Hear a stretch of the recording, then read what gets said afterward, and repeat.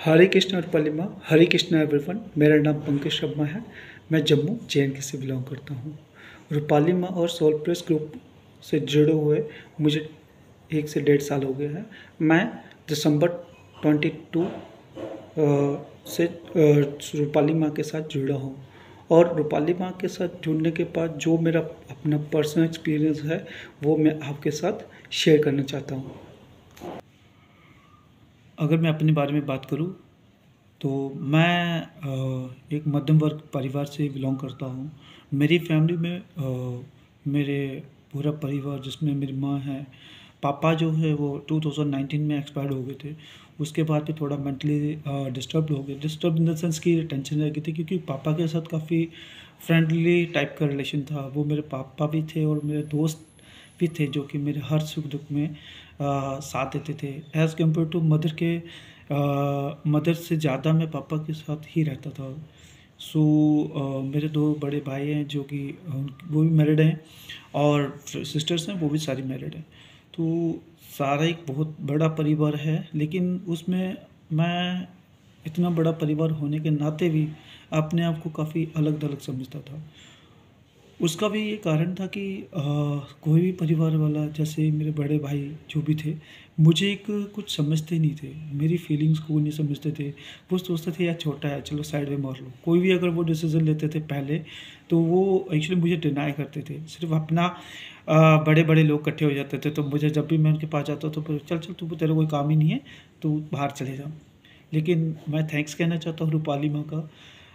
रूपाली माँ ने मेरी लाइफ में एक ऐसा कॉन्फिडेंस डाला, मुझे खुद भी चेंज नहीं मीन्स ऐसा एक चेंज आया मेरी लाइफ में। मेरा तो आया है, पर्सनल डेवलपमेंट तो हुआ है, जो कि जो मेरे रिलेटिव थे, जो मेरे बारे में कुछ अलग थलग नेगेटिव बातें लेके चलते थे, वो भी आज मेरे लिए पॉजिटिविटी हुई है।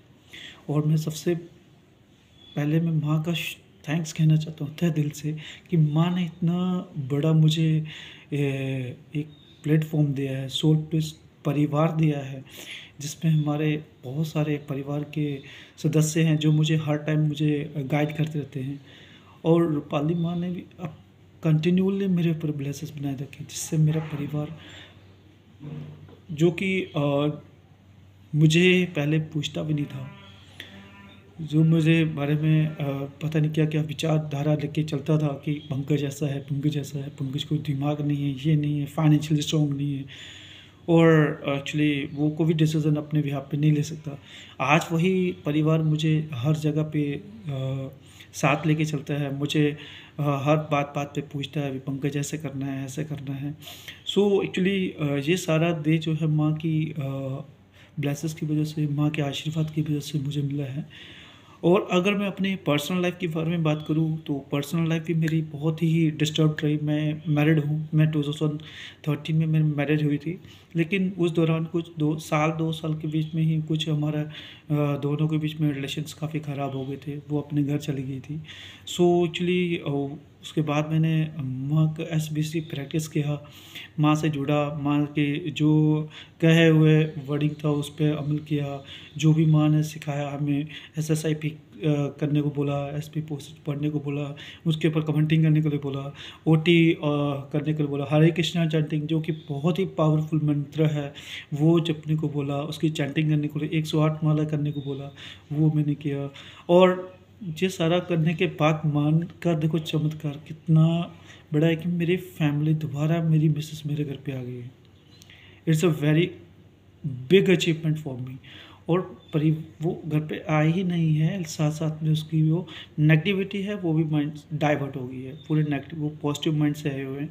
और जो हमारा पहले जो भी देखो परिवार में जो मिसअंडरस्टैंडिंग होती है किसी वजह से, कोई वजह कोई भी हो सकती है, तो उस वजह को पता नहीं माँ ने कैसे उस वजह को ही ख़त्म कर दिया। मैंने जस्ट जो मान के बताए हुए प्रैक्टिसेस थे उनको किया। जो मेरे मेंटोर थे जो मेरे को बताते थे उनको बताए हुए रास्ते में मैं जस्ट चला ही, तो कुछ ही समय में सारा झंझट खत्म हो गया।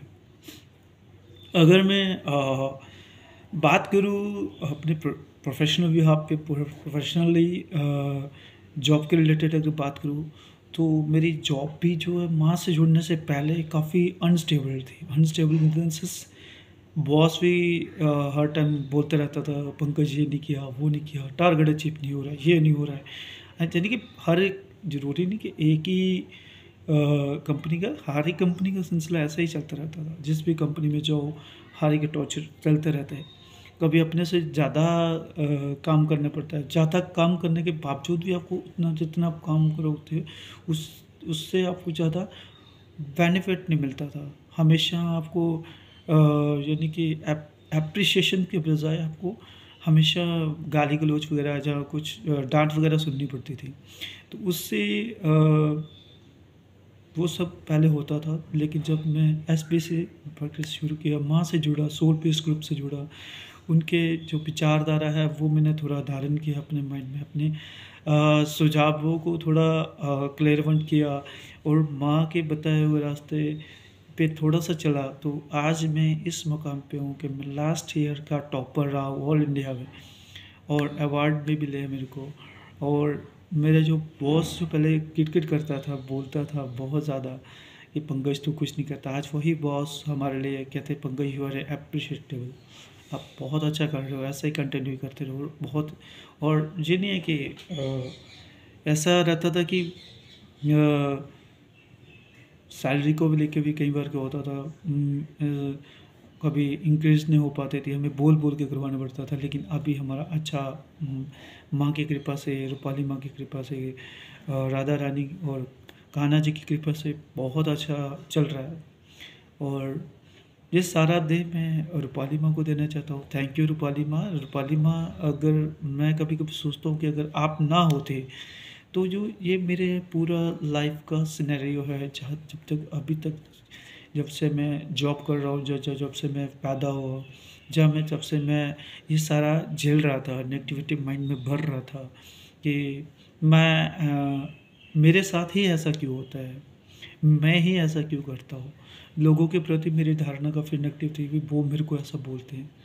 लेकिन माँ ने जो मेरे को इतना पावरफुल गिवनेस करवाया ना, पावरफुल गिवनेस एक ऐसा मंत्र है कि करना तो जो करता है, मुझे अपना काम करना है। लोगों को काम है बोलना, बोलने दो, उनको माफ़ करो, आगे बढ़ते रहो। उनको माफ़ करो, जो बोलते हैं उसको माफ़ करो और आगे बढ़ते रहो।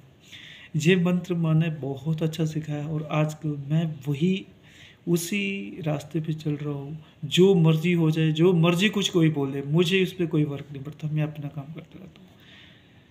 और सब कुछ राधा माँ पे और ना रूपाली माँ पे छोड़ा हुआ है, कृष्णा जी पे छोड़ा हुआ है, वही करने वाले हैं।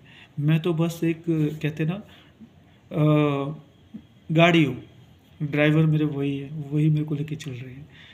सो मैं तहे दिल से एक बार फिर से माँ रूपाली माँ का थैंक यू कहना चाहता हूँ कि उन्होंने इस नालायक को, इस बेवकूफ़ बंदे को भी एक अपना चरणों में जगह दी है। लेकिन इतना कुछ देने के बावजूद भी देखो मेरी मूर्खता, कितना मूर्ख था मैं, माँ को ही छोड़ दिया बीच में। हार्डली 4-5 महीने कुछ बात हुआ था। बात क्या, मैं, मेरी नालायकी थी कुछ, मैं अपने, तो मैंने माँ को ही स्विच कर लिया था, मैं ग्रुप को ही स्विच कर लिया था, जिसकी वजह से कनेक्टिविटी। लेकिन माँ की कितनी करुणामय है, माँ इतना कुछ होने के बावजूद माँ ने फिर मेरे को दोबारा से एक अपॉर्चुनिटी दिया। माँ का प्यार कंटिन्यूली मेरे पे ब्लेसिड बनता रहा। मैं तो माँ से दूर हूँ, माँ से दूर बैठा हूँ, लेकिन माँ की कंटिन्यूली ब्लेसिस मेरे पे चलती है। और आज भी मेरे साथ अच्छा ही हो रहा है, क्योंकि माँ हमेशा सबके लिए अच्छा करती है, मेरे लिए नहीं, सबके लिए अच्छा सोचती है। क्योंकि माँ है ही ऐसी, रूपाली माँ है ही ऐसी, बहुत ही, कहते हैं ना, दयावान, सब पे करुणामय, सब पे करुणा बरसाने वाली, सबको प्यार देने वाली, फ्रेंडली, यानी कि जो मर्जी बोलो, माँ के लिए तो शब्द है ही नहीं मेरे पास। So once again ma'am, thank you ma'am, thank you Rupali ma'am. अब मैं जितनी बार थैंक यू बोलूँ उतनी बार कम है। लव यू रूपाली माँ, thank you. Hare Krishna everyone.